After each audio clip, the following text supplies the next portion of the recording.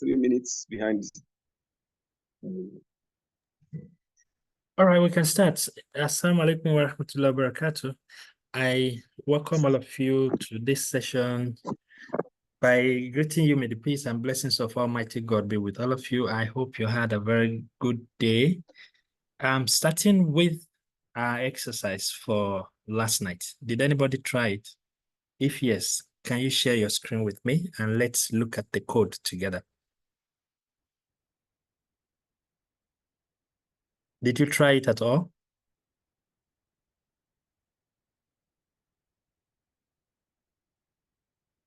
If you tried it, let's know, signify, and then show us your code. Good, read one.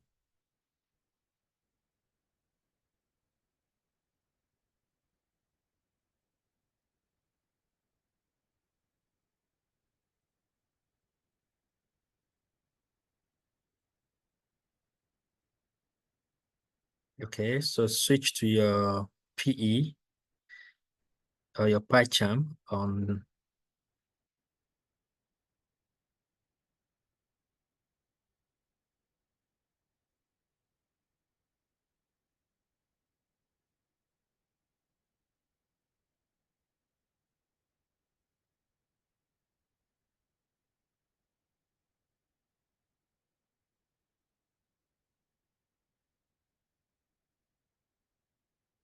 so we're waiting for your code screen to come up.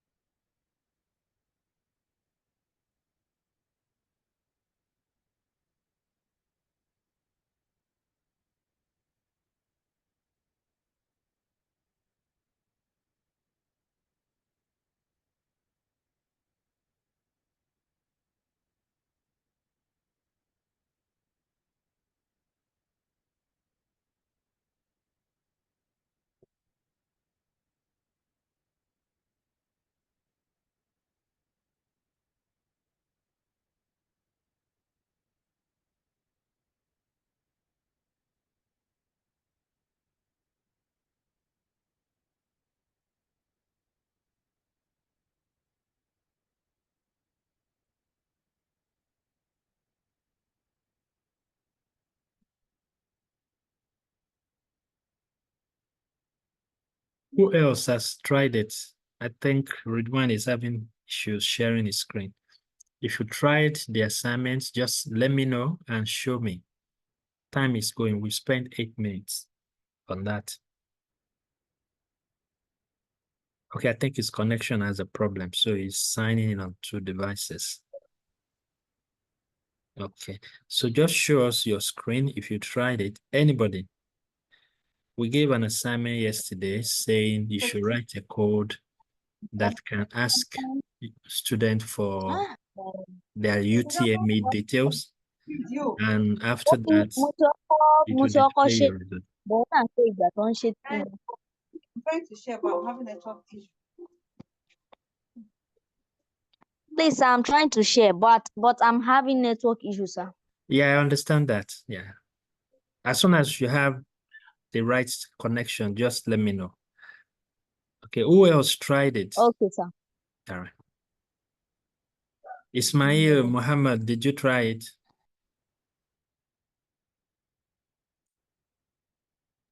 Ihsan, Ilham, did you try it? Miriam, where are you? No, sir, Okay, I did it immediately after I class. went to do a course exam. No, Oh, sir, no problem. How was the exam? it was fine, sir. Yeah, I wish you the very best. When the result is out, let me know. Okay, sir. All right. We came here to talk. All right, let me show you the one that I did so that we don't keep waiting. I'll go to my screen two quickly. This is my screen two. So yesterday we tried writing codes that can do if statements, but more complicated if statements now. And those codes also, we introduced the use of functions. So at the end of the session, we said that we should write a program that can ask students for their JAM details and display the result. Not just display result, it should indicate whether they are qualified for university admission or not. And we agreed that the cutoff mark should be 200 over 400. So that project, if you think through it, it's meant to go through virtually everything we've learned from beginning to now. So this is the code that I wrote immediately after class yesterday. I'll walk you through it. So I started by asking for the student's full name. That's what my line 2 is doing. Then I asked for the student's gender. That's my line 3. Then I went to the next part and asked for subject 1. I did not just say English, maths, physics, chemistry, or whatever, because different people sit for different subjects in UTME. So I asked students to give me their own subject and the score in each of the subjects. So you have subject 1, score 1, subject 2, score 2, up to subject 4, score 4, because they sit for 4 papers in UTME. After that, I now added their scores together and put the result in total score. And I set the cutoff mark to be 200. Then part of the processing also, because we started processing from here, let's say processing. Yeah. Then somewhere here, I started the output. So the output follows this logic. If your total score is greater than, not greater than, if it is greater than or equal to cutoff mark, because cutoff mark now is 200. So if you score 200, you should be able to go through. If you don't score up to 200, you should not. So if your total score is greater than or equal to cutoff mark, it should do all these things for you. I'll tell you the meaning of all those things. Otherwise, that's the else part. It should do all these things. Hey, now switch it off. All right. So what are the things that it should do when your cutoff mark is greater than or equal to 200? It should print asterisk 47 times. Of course, this required a little bit of guesswork, and I was able to, arrive at 47. I'll show you why and how later. Then under the asterisk, it will print asterisk horizontally like this, 47 times. Then it will write Unified Tertiary Matriculation Exam, UTME, I think 2024. If you count all those characters there, you'll see that there are 47 in number. That was how I arrived at 47. Then it should draw another line of asterisk under the title. Then it should print an empty space. Then there should be a line where it should say candidate's name, the name of the candidate. The next line, it should put gender, the gender of the candidate. Then it should print a blank line. Then lines 31 through 34 is where we'll display your results. I will now say, whichever subject was your subject 1, you should put it in this placeholder. Put colon after it, then your result for subject 1 should be in the second placeholder here. Okay, and I repeated the same thing for subject 2, 3, and 4. And then I printed 7 asterisks. You'll see why it's 7. TOT is 3. This colon is 1. That makes it 4. Then this, why am I dragging things tonight? Then the remaining symbol here will give you 2. So I make it 7, but then your result is going into that. It will say tot, that's like your total. Then it will put your score over 400 in front of it. And then it will print verdict, congratulations.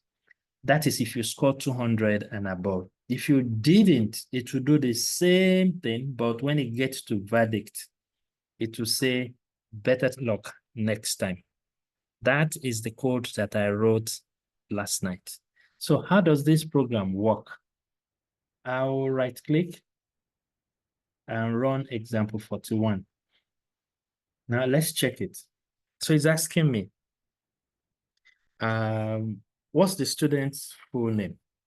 So let me pick Miriam Badir. Okay. So she's a female. In English, she scored 34.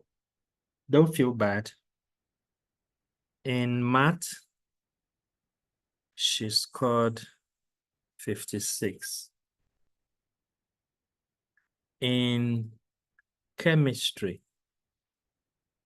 she scored 57. In biology,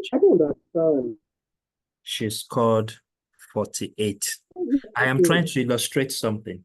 So this is the questioning part. When you look at the first part here, input your name, your gender, your subject 1, score 1, up to subject 4, score 4. We are done with that. When I press enter now, the program goes into the processing and the output part, and you will see what will happen. Enter.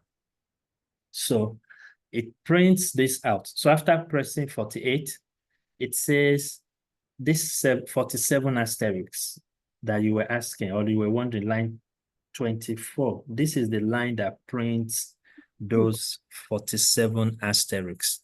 So I just said print asterisk times 47. So it printed it 47 times.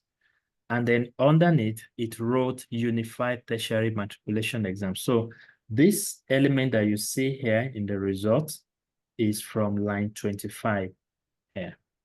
Then the asterisks underneath here are coming from line 26. The space that you find here between the second line and candidate's name, this is the line that produced that empty space. Then candidate's name, this is it. Of course, you can undo that. Candidate's gender, this is it. Then I put another empty space to create space between gender and subject. Otherwise, if you didn't put that space, everything would just be coupled together on the screen and it won't look decent to whoever is looking at it. So I created a blank space between gender. Then I started listing out your results and the scores. And at the end of the day, this candidate scored 195. And you can see why I put 7 asterisks. It's because I don't want to go past the last digit there. And I put it on top and below it, and I put an empty space again after the second line of asterisk. Then the result verdict, in this case, it is better luck next time because this score is not up to 200. But if I run it again and I say, Miriam, bathroom, gender, female, subject 1, English. Now she's angry with English. She scored 89. Subject 2, math. She scored 96. Subject 3, chemistry. She scored 87. Subject 4, physics. She scored 92. If I press enter here, this is one of those candidates, that will be shortlisted for national award in UTME, because you see the result format again, and our total here is 364. And the verdict is not better luck next time, rather it is congratulations. You can add some other things with it. Maybe congratulations, you are offered an admission to whichever university the person chose, and the program ends there. So this is the program that I wrote yesterday after our class, and I guess it works. So if anybody has any question to ask me on this, please feel free. And if you want to share your own program with me, I'm willing to look at what you did yesterday. If you didn't do anything, then we'll move on. Any question from anyone?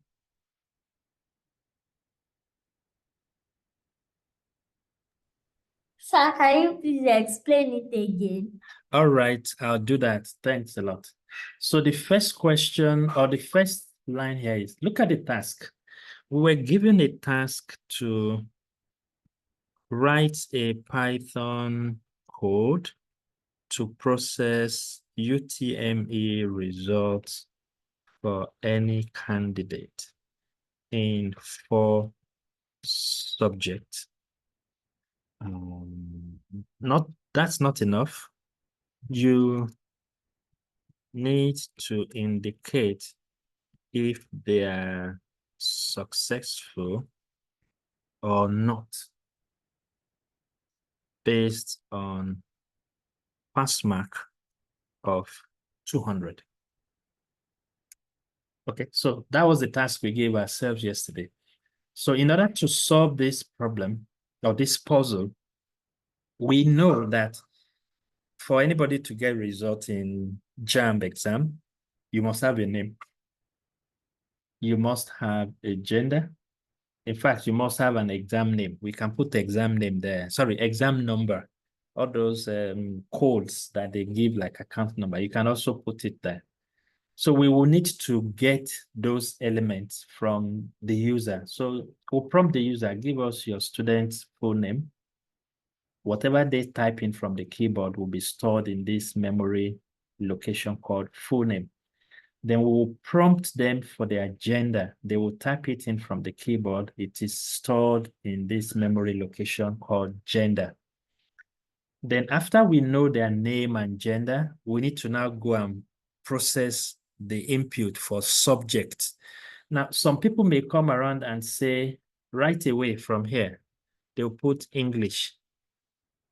And then you are asking people for their results in English. I can do it like this because English is pretty much common to everybody, but I don't want to do that. Excuse me. I didn't want to do that. So I said, let everybody indicate the subject code for their subject 1, and they should give us the score for the subject 1. I did the same thing for subject 2, 3, and 4.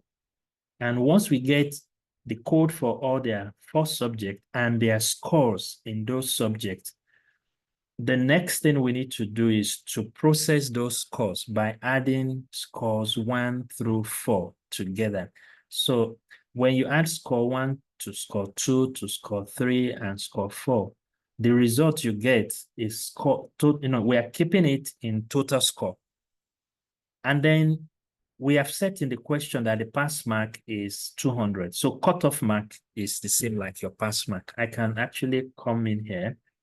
Instead of saying cutoff, I can say pass mark. But you need to start learning the language in the university now.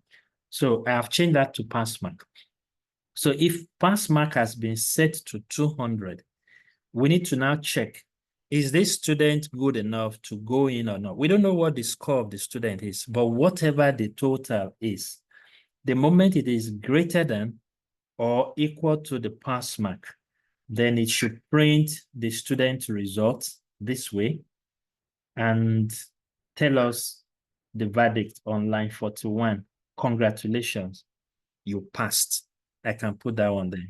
Congratulations, you passed.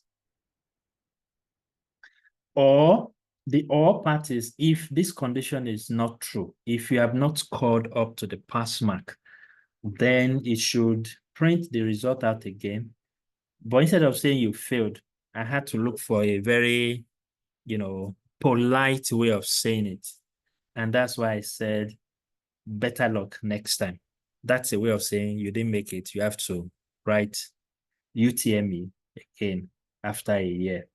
So all the other things that I did, like here, they are just like when you wake up in the morning and you bathe, you are cleaning up. Yes, you can just rub cream on your body and go out. But, ladies, and sometimes some guys do it. They need to apply some, cosmetics here and there to make their appearance look more appealing. It's called good grooming. It's applicable to both genders anyway. So I didn't want my result to just look blank. I wanted to add more visual appeal to it. So in my mind, this was what was going on there. I wanted a situation where the Unified Tertiary Matriculation Exam, UTME-2024, will be written, and then it will have asterisks on top and below it. What we are used to will just be candidate's name, exam, gender, and then you display all this. But that's not what I want. I want something more professional. And the easiest way to get it is to do what I did here. So I said, go to the beginning of the results where they are displaying Unified Tertiary Matriculation Exam, blah, blah, blah. Put a line of asterisks on top of it. And this was the line that I used to achieve that. Print asterisks times 47, meaning multiply asterisks or reproduce asterisks in 47 places. And that was what produced this. Initially, I put 25. It ended around here. Then I started adjusting. I put 40. It ended around here. Then I realized that I need to just add, 7 more. And then I got it right. And once I got the top one right, it was easier to just change the second one to 47. Then you will realize that between the header here, between this header and candidate's name, there is a space. That space I produced using print empty space, and that printed an empty space. And then we go to the name, the gender. Then I printed another empty space after gender before now listing the subject and the scores. Of course, you can handle that part because we worked, through many examples on formatting your output. So I just wanted the subject, a colon, and then the score. And it displayed all of that. Then I put 7 asterisks underneath, and then I captured the total results. And then I put another space, which is this. That's the space between this line and the verdict. And then the verdict shows your results. So that was what I did yesterday, and it worked. Now, this is not the only way to write this kind of code. I can write this code in a much, better way, and it will be shorter than what you can see on the screen. you have 58 lines here. I can do it in a different way. And people will be wondering, what else can you do that you haven't done here? Look at this. I'll go to this space. I'll take everything that I have on this page, copy it, take it to example 42, paste it here. And that is step number 1. So I need to make some adjustments to this particular code now to make it shorter.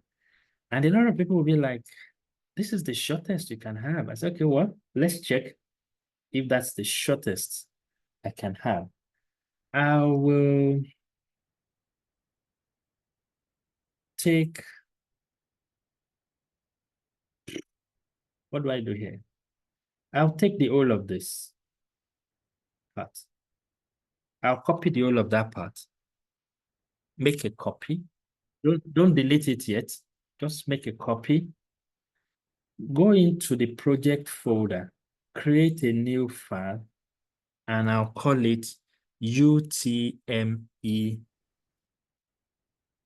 calculator.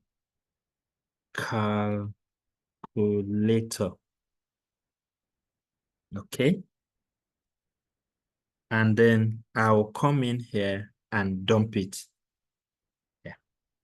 Don't worry about the errors that are showing up. That's not your problem for now.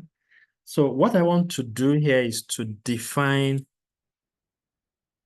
a function, which is result processor. Okay, I don't know how many parameters will be there for now, but that's what I have.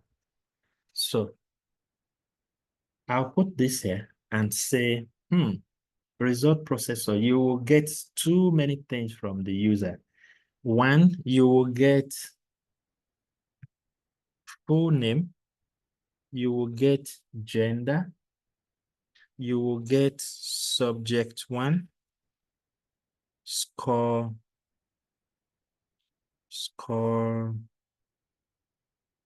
okay. Let me put it as mark. Mark 1, subject 2, mark 2, subject 3, mark 3, subject 4, mark 4. These are the inputs that we need that our original program will supply to us. So these will be the parameters of this function that we have written or that we are writing at the moment. So we'll say, okay, result processor. I will pass full name, gender, sub 1, mark 1, sub 2, mark 2, up to sub 4, mark 4 to you. Then you will do your magic. So what is the magic that it's going to do? It will come back here and say, for me to do anything, I need to add mark 1 to mark 2 to mark 3 to mark 4, based on whatever they supply to me. So what I get here will be the total score. Okay, I can even call it total for now, so that it won't look like what we had before. Then this will be indented to be along the same line as my total. Okay, then all these other ones that are here, I will indent them by 1 tab. I just press tab once and they are all in line. So this now will be total, not total score anymore here. And the rest of the bits, I'll put sub 1, mark 1. I could have retained the same variable name, but I just wanted you to see that the names don't have to be the same. Sub 2, mark 2, sub 3, mark 3, subject 4, mark 4. And then this will be our total here. This will be our total. And rather than doing that again for the next part, I'll just copy it. I started copying down to the verdicts. Okay, so I'll do this and paste it here. Okay, so it says better luck next time. Why? Statement expected, didn't. Okay, we'll check what's wrong with it. So I can look at this one and say no.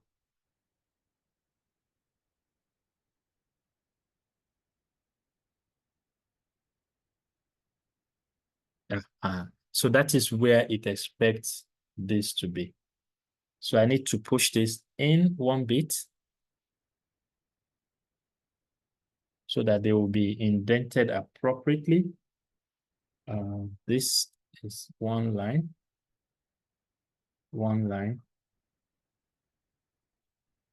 This is one line. And then we should be fine with this. So if there is any other error, it will tell me. So it's telling me there's still an error. Okay. Yes, we're good now. We're good. So this is the function that we have written, and we have kept it in the same project folder that we are working on, summer coding. So what that means is if this function is working well, we'll find out. I'll reformat my file. Everything looks nice now. So if this function is working well, we'll find out on example 42, where we want to test it. So I'll come up here. Please watch this. Yeah, I'll come up here and say import UTME calculator. Okay. So I type import UTME calculator. Remember that we just produced a file called UTME calculator, and we defined a function inside that file. And that function is result processor. It's not asking questions. It's just processing the result for us. So if I want to use that logic in my code, I'll come in and put line 4, import UTME calculator. So when you now get here, you do not need all of these parts anymore. From line 21 down, you don't need them. Okay, just watch this. I'll delete all of this because I don't need them anymore. So what I need to do now is to say, let's call this UTME calculator as UTME. I just give it that alias. So I don't want to write something that long, UTME calculator. So I just want UTME. So if you say UTME dot, it's saying dot what? What has been programmed in that file as an intelligent result processor? That's the one that I need. So result processor is asking for full name, gender, subject 1, mark 1, subject 2, mark 2, subject 3, up to mark 4 in that same sequence. So I'll come in here and say name is full name, comma. It's asking for gender next. I'll put gender, comma. The next one is subject 1. I'll put subject, in our case, it is capital S. Say subject 1. Then it is score 1, comma. The next thing it's asking for, when you look at it, it's subject 2. So I'll put subject 2, score 2, comma. The next should be subject 3, score, this is capital S, score 3. Then the last one should be subject 4, score 4. This is all it's asking you to do. And once you supply this line, you will see the result displayed. 21 lines of code in your, and you can reuse the logic of UTME calculator, which you have written here, over and over. You don't have to keep writing if total is this. So let's run this to check what happens. If I run example 42 and I put where is, okay, let me put a missing. She did echo. She scored 78. She sat for English. English. She scored 69. Eh? Line 10. There is a noise there. Okay, so it tells us there is a problem in our code. Where is it?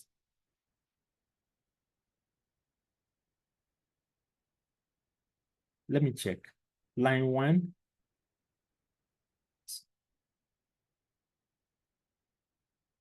What did I put there? Oh my goodness. It was asking me for score 1. I put ENG. My bad. Let's start all over.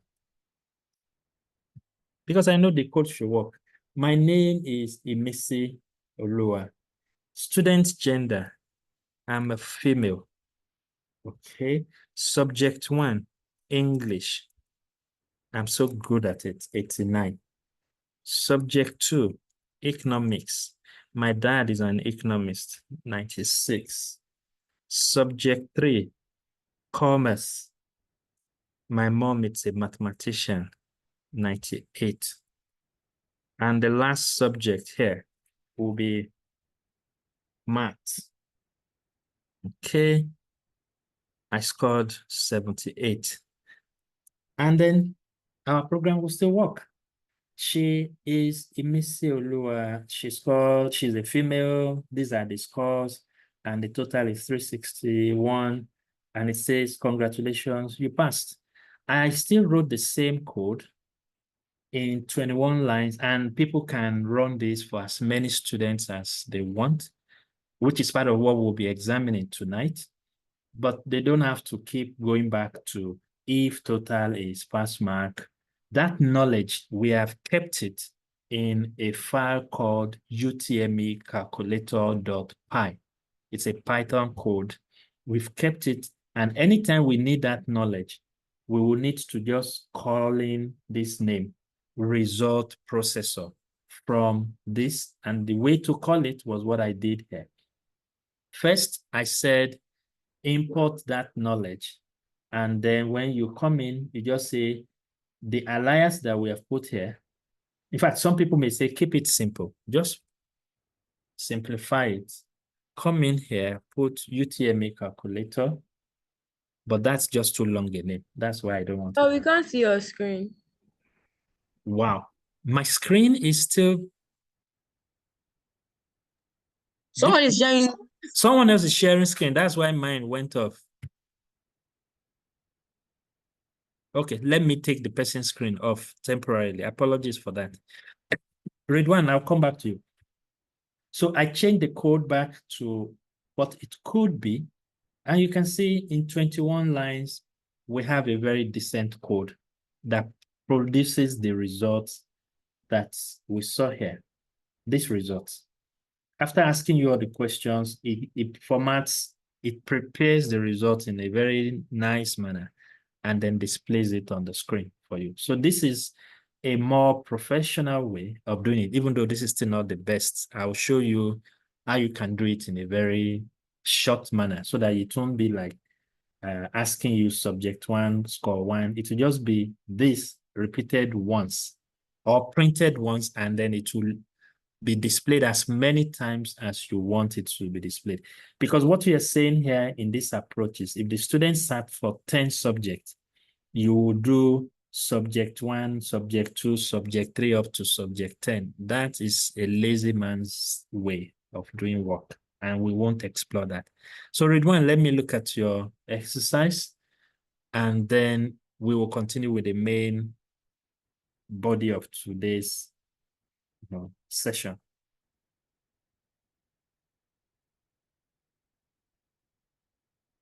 Yeah, you can share your screen, Ridwan.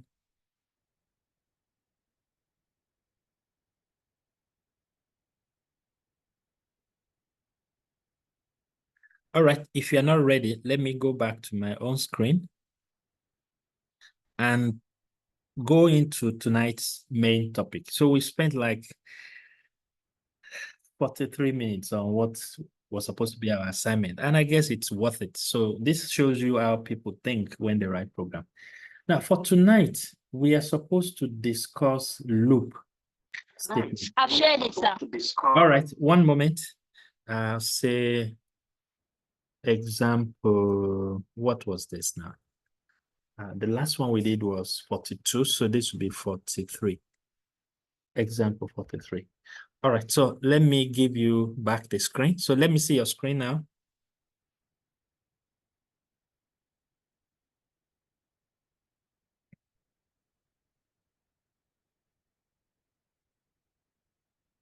Okay, it's coming up.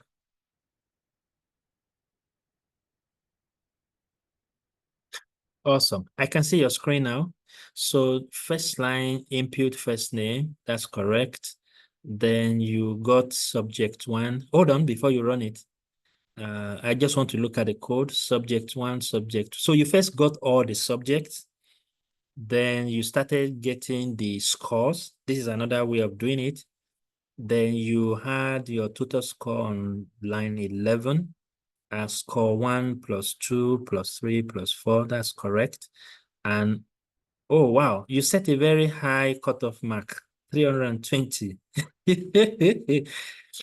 Yeah, okay. So if your score is greater than or equal to 320, then the message should be you have to be shortlisted for the course because you scored this. So format, first name, move to the right of the screen.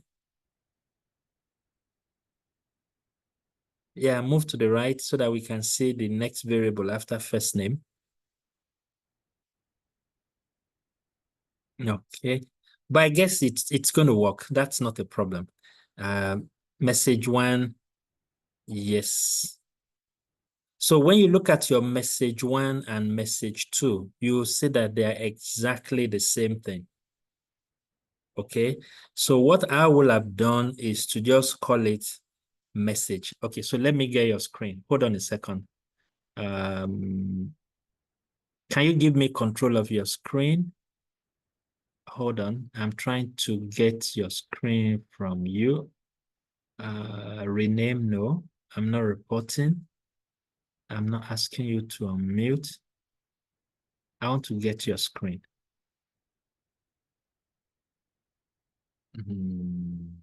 No, it's not giving me that option here. Anyway, so what I would have loved you to do is after total score, let me show you the example on my own screen just for you to see. Read one.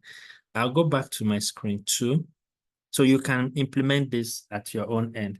So after you wrote total score is equal to score 1 plus score 2 plus score 3 plus score 4. After this line in your code, you can write what you call the message here. And the message will be exactly the same thing. So it will look like this. Where's my apostrophe? Yeah, it will look like this. So we'll come in and say you are shortlisted. Oh, I see why you have two messages. Because one is you are shortlisted. The other one is you are not shortlisted. So you will have two messages. Yeah, correct. Yeah, correct. If you have one as you are shortlisted, the other one will be you are not shortlisted. So it's ideal for you to have message one and message two. That was my bad. So let's move on. For tonight, I need to whet your appetite with something we call loop statements in Python programming. If you go quickly to our slides, let me bring it up. A lot of people may be wondering, okay, why is the slide needed? We need it here just to explain some theory before we start writing code. Okay. So let me bring it up here. Yeah, when you go straight down to control structures, I put something like this here. Yeah, this part. This particular slide, you realize that most of the codes we've been writing, at the initial stage, we were writing sequential code. One statement after another, one statement after another. We weren't making any logic decisions. Later, we started introducing if statement. If something happens, do this, otherwise do that. Then we want to introduce something else tonight, which is how do you execute some task repetitively, or some people say repeatedly? How do you repeat the same task over and over again based on some conditions? So let me give you the easiest thing you can remember. If you are trying to power on your phone in the morning, I'm assuming you switch it off at night, and the next day the screen comes on, enter your PIN. That's the question here that you are being prompted. That's the decision you need to make. So you put in your PIN, the machine will check, is the PIN correct? If yes, it continues going and it completes the booting process and you'll be fine. Otherwise, it sends you back to that screen and it will prompt you for your PIN again. And you know you cannot endlessly keep putting wrong pins. Otherwise, it will lock your phone and you won't be able to, get through with that easily. So that logic will use true here where the diagram says false, and false here where this current diagram says true. So it depends on what you are processing at any given point in time. How do we go about solving that kind of a puzzle if we are required to in our code? Or sometimes you may just want to repeat some things several times without any generic condition being checked. How do you go about doing it?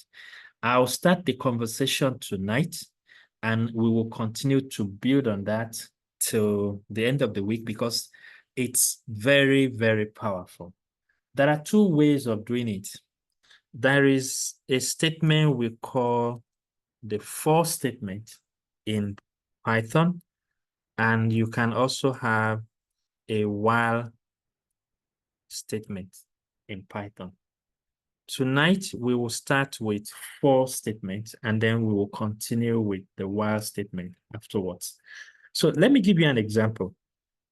Let's say someone has asked you to write a program to display 100 numbers on the screen from 1 to 100. We went through this before. This is what you will have done.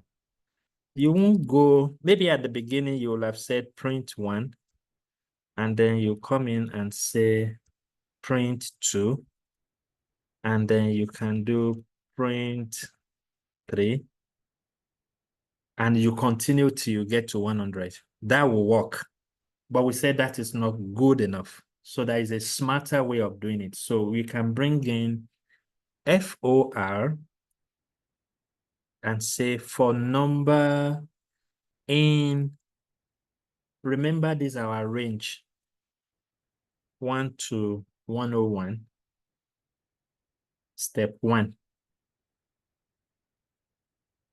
We want you to print the results. Print the results. And what we are printing is number. We are saying let me interpret this for you in English. We're saying for every number in the range defined here, this is a range that starts from 1 to 100. It excludes 101. It starts from 1 to 100, and it increases by 1. We're saying print all the numbers for us. That is what this construct is supposed to do. Okay. Ismail, are you saying you can see my screen clearly or you can't see it clearly? Which of the two? I can't. Okay, because you typed you can. So is it like the font is small? All right, let me increase it to 25. How about now? No. Is it bigger now? Mama. All right, thank you. It's okay. All right, thanks. So we are writing here a statement to say for every number in this range, this is like your English.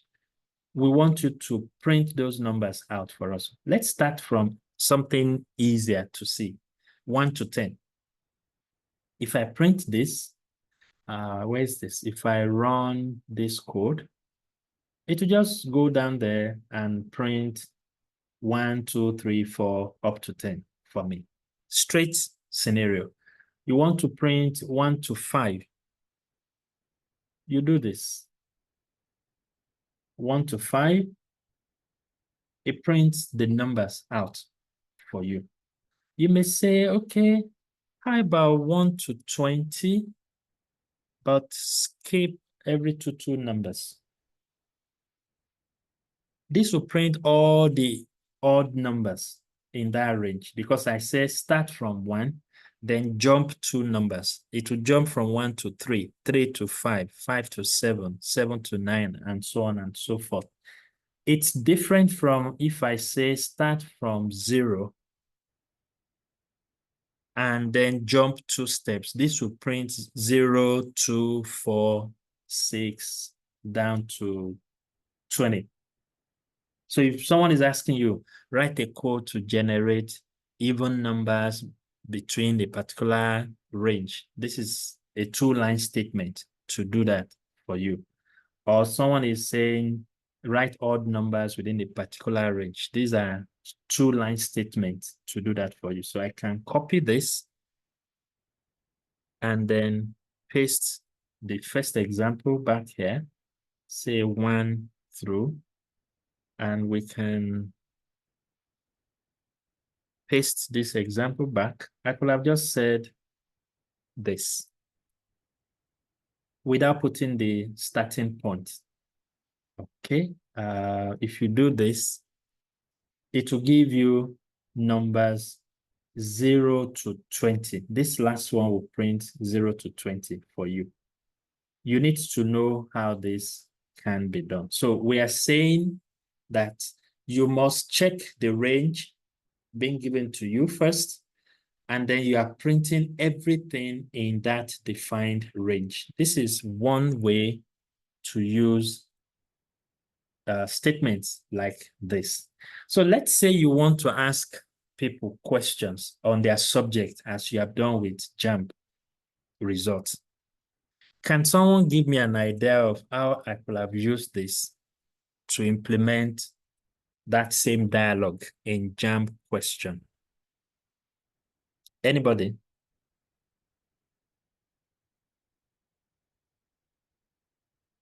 Let me give you an example just to whet your appetite. You could have come in here and say people will sit for 4 subjects. So I'll put 5 here and we'll go 1 step at a time.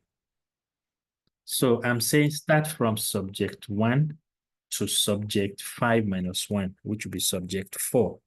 I need you to ask people some questions. And the questions will be this. Look at it. The questions will be in form of input. Input, score in subject what?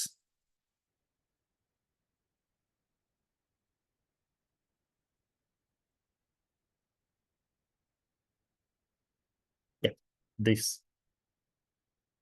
It will prompt you for that, and then you will be storing the numbers. Maybe you're storing it in X for now. Why is this? Unexpected argument. Yes, I need it. I need it. That's why I brought it in here.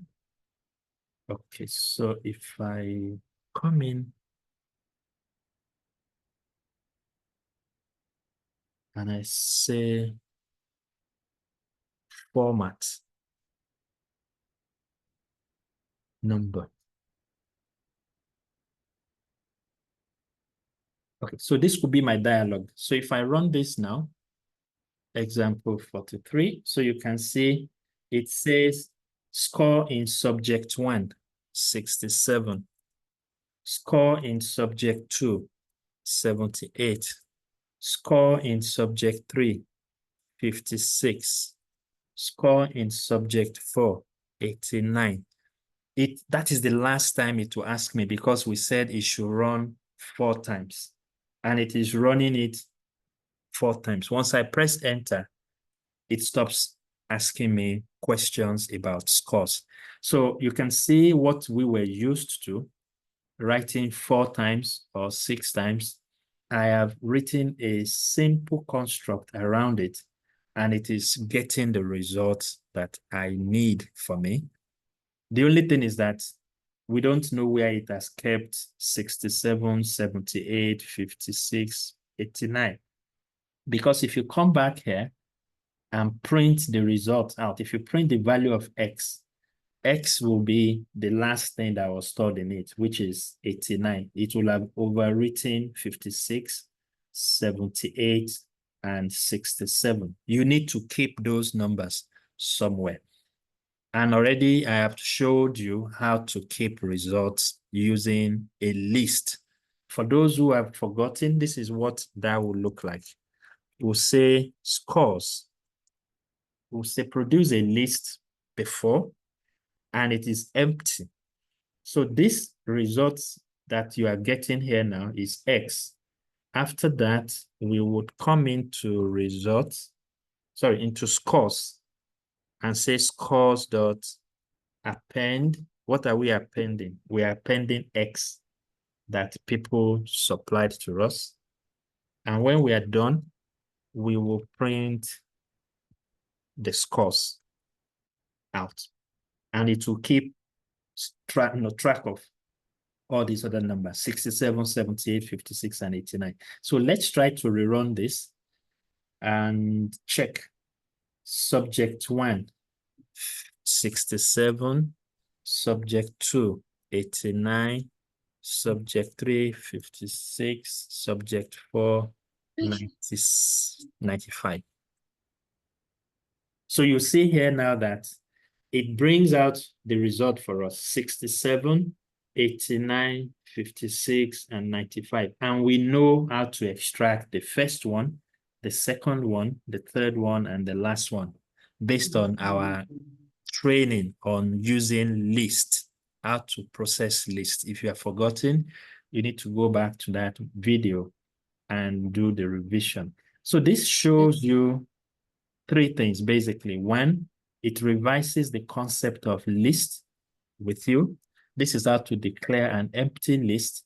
And then it shows you how I can define a range and then repeat a task over the indicated number of times. Here we have said 4 times. That's what this part is saying.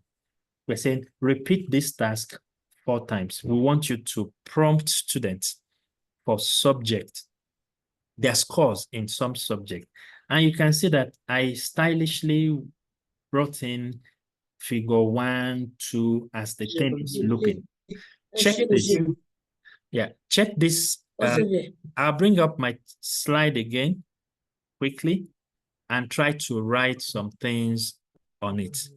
One moment. I'll stop sharing. I'll share the other monitor here, because that one is the touch screen. I will try to get a blank slide. Just give me a moment. Okay, so I need a blank slide. I think I have it. Okay, so I'll share my screen 1. All right, so this is my screen. Please watch this. When we wrote the code, we said create a list for score. All right, we're together. Okay, we said create a list for scores, and it did. So this is what we did. It says scores, please mute whoever is talking. So this was our definition for scores. That is a list.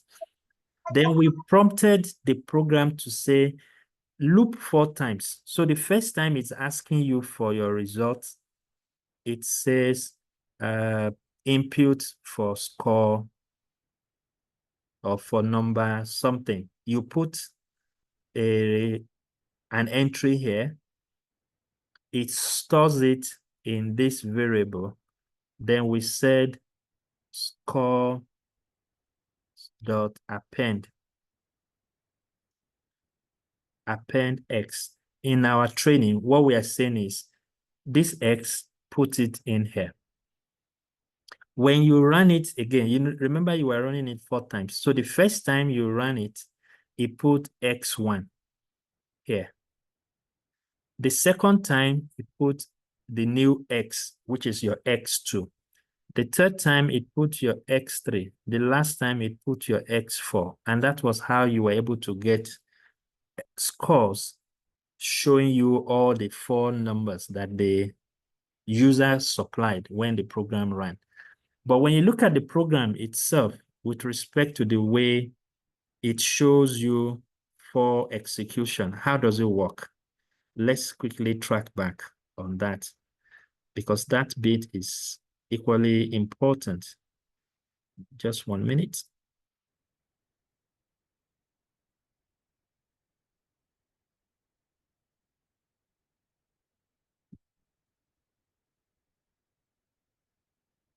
Yeah, I think I can use the central part of the screen for that. Okay, fine. We want the program to run 4 times. So the list is like this. For X in 4, do something for us. For every number in 4, do something for us. So the first time, it will go and display that message to you. This is the message you saw on the screen. So first time, X is 1. So 1 is in that list, because this list is 1, 2, 3, 4. So you had that list here. So it checks, is 1 in that list? Yes. It will go into the body of the code and execute whatever you have there. It may be 1 task, it may be multiple tasks. Then it comes back to the beginning, and then it increases its position. It has done for X is 1, so it moves to X is 2. So is 2 in this list? Yes. It will go in and execute it again. Then it will come back. It is no longer on point 2. So you see it like you are in front of a long queue of people. So candidate number 1, are you there? Yes, I'm done with you. Leave the task. I don't call candidate 1 again. I'll call candidate 2, because that's the next logical candidate to be called. So candidate 2 steps forward. In this case, these are the 4 candidates. So candidate 1 comes in, we deal with him or her, he leaves, then we move automatically to candidate 2. After we are done, we move automatically to 3, to 4, and that will be the last thing to be done in this loop. When we are sure of the number of times that we want certain things to be done, we will use for loop. When you know the number of times that you want it to be done, you will use for loop. When you are not sure of the number of times that you want the task to be done, you will use while loop. And you will see the way while loop works when we get there. So let me quickly switch back to my code screen and then show you a few more examples of this as a way of reinforcing the message here. So where is my code? Yeah, here. So I want to write another code. Let's ignore this part first. Let's say you want to display example 044. Python is the English word here. And you've been told to display all these elements, 1 letter at a time on a line. You cannot say print P, then you copy.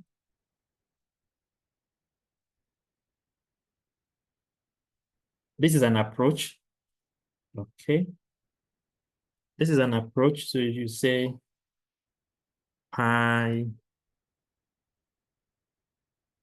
T H O and then N. If you do this will work. If you run this code, it will display the results to you on the screen. Python, because you've printed the letters one by one, and you had to use 7 lines to do that. But there is a smarter way of doing the same thing. And this is what I'll say. I'll say my word is Python. Okay. The word is Python. I'll remove this, bring it down here and say for letter in Word, the word, we're checking for every letter in Word. We need you to print the letter. If I write this, it will reproduce the same result. You can see here. The first one is this bit here. The second part is this bit here.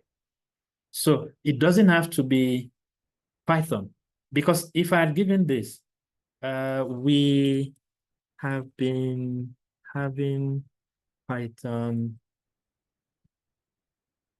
sessions for more than 2 weeks.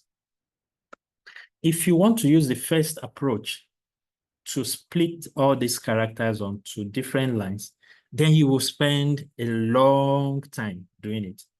But I don't have to use this method because it's I don't want to use the word that came to my mind.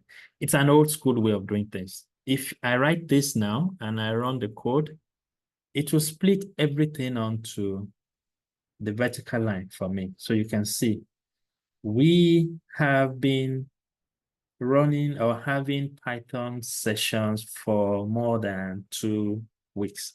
It flipped everything onto the vertical plane because I used the for loop. I'm saying for every letter, we can even say in statement so that it will make more sense. For every letter or for every character, not necessarily letter, maybe character in this statement, we want you to print them one after the other and then add them into different lines. That's what the print statement is doing for you. And it ran that sequence for us. This is a way in which you can use loop statement to work.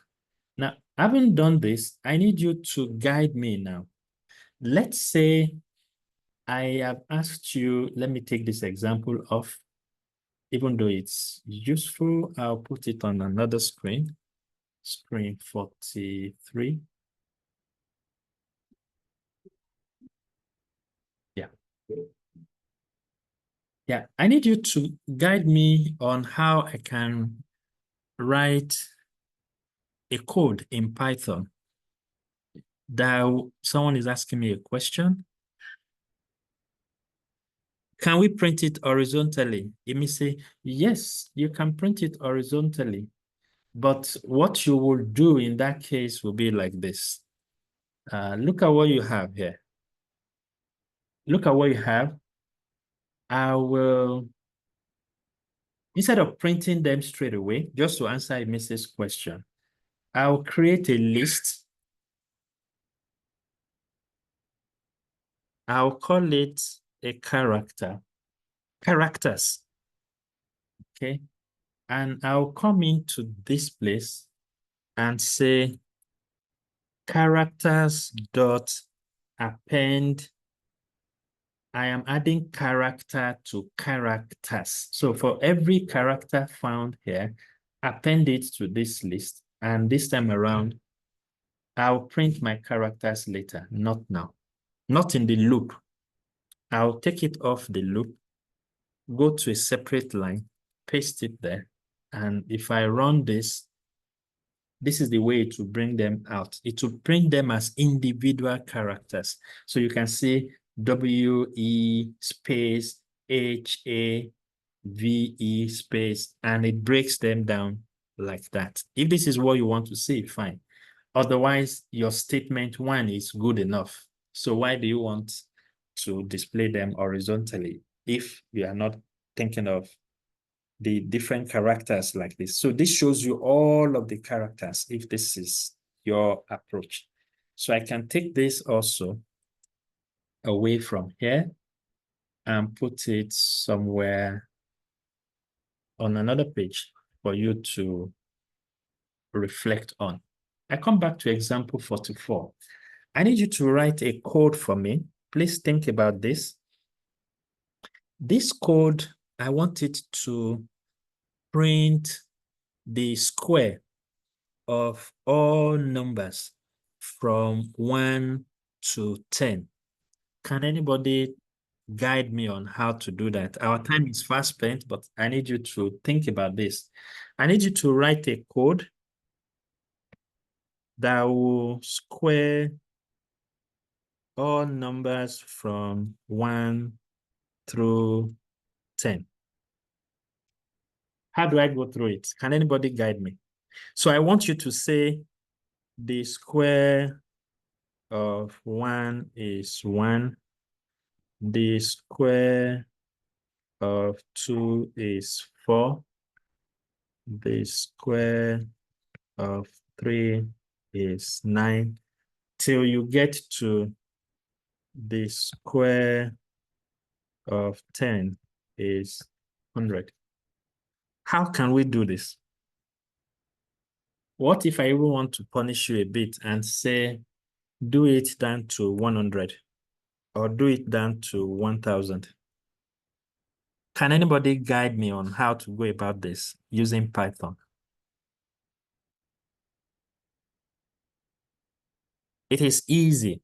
I know you are thinking, if you want to do it manually as a human being, you will spend, the next few months on this, but we can write about 3 or 4 lines that will solve that problem for us. So let's keep it to 10 first, and then we will increase the range later. So, in fact, I can say true to any limit of your choice. So I'll say limit is equal to an integer input indicate the limit you desire. Okay, you give me the limit that you desire. I can come in and say for number in range 1, limit 1. Okay. You want, in my own case, I'll say limit plus 1 because you want certain numbers to be included. I'll now say message is the square of this is this. And the result will be formatted. The square of what? It will be the number. And the result is what? We don't know it yet.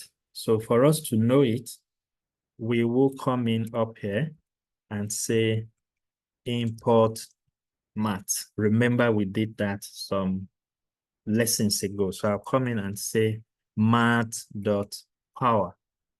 And it's saying my number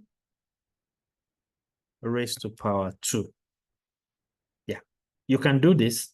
Alternatively, you can say, cut this off here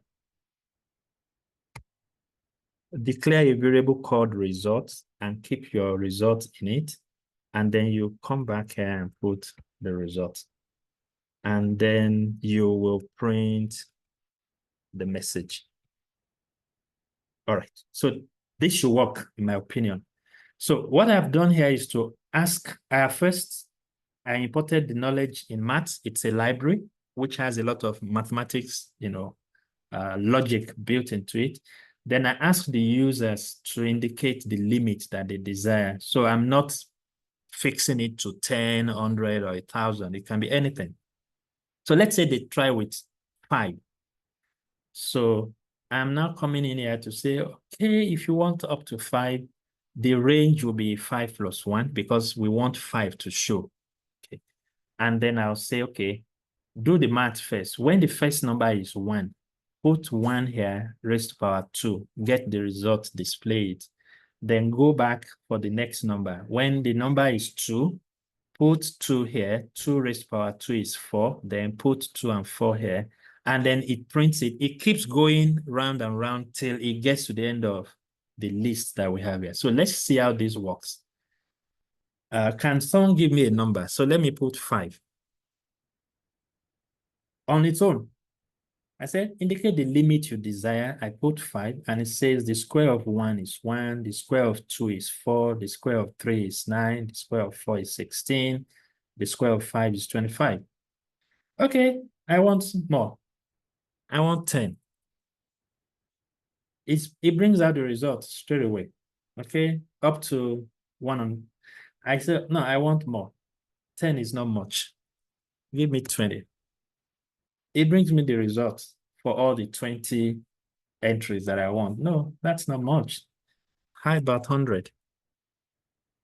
Quickly, it calculates for all the figures in 1 to 100, and it gives me their squares. It is quick. This is the way you see how fast and how beneficial using the computer can be. You may want to say, okay, 100 is still reasonable. How about 1,000? It gives you the result for up to 1,000 as well. It is an extremely powerful element, this for construct. It can loop through as many times as you want. It is a limitless thing. As long as the memory of your computer can accommodate what is being done, it will do it for you just like that. Just like it has given us the square of numbers up to 1,000 within a split of a second. I need you to think about this. I don't expect you to grab it immediately, but I need you to think about it, and I'll drop a video in your WhatsApp link, in a WhatsApp group. If you're not a member of that group, please indicate your WhatsApp number in the chat box. You need to think through this. Tomorrow, I may not be available for class. I'm apologizing ahead. If you come in at 7:20 and you don't see me online, and you wait till 7:30 and you don't see me online, then it means I am not going to be available. We have an external program somewhere that may keep me a little bit away.